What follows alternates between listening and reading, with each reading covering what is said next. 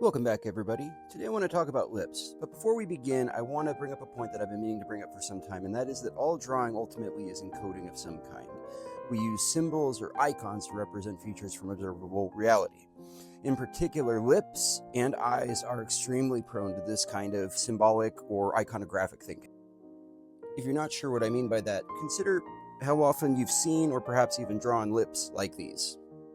And if we take it a step further and put more features in and add them into the context of a face, we get a nest of symbols just like these. Our brains are hardwired to see this as a face. You can't not see the face because of a thing called pareidolia, but how realistic does this really look to you?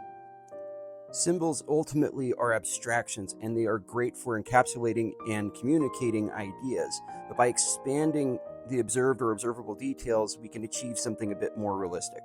So I'm going to prescribe another shape library, and we'll probably go a little bit outside the bounds of this, but to give you a basic idea, we're going to go with circles, of course, maybe a diamond and some ellipses, because we'll be doing some whole faces as well for practice, and a whole lot of lines, of course.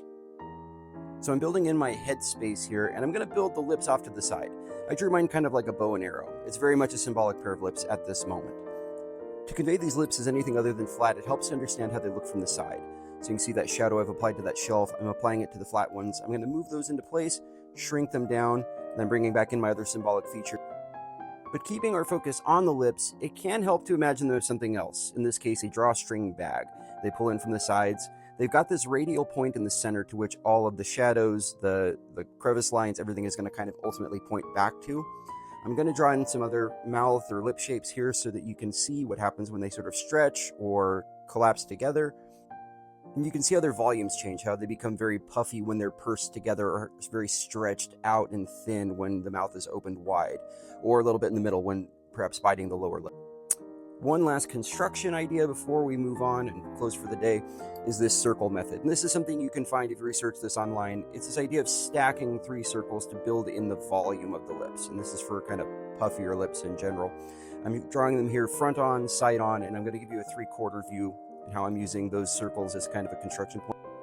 It's a bit like designing a bag to hold 3 large water balloons.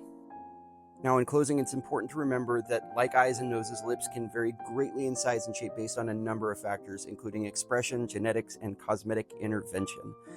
Pay attention to the faces around you, the pictures and images that you see for observable details you can add to your drawing. And don't be discouraged by the occasional odd bad drawing, because we'll be back to make more of them again here very soon.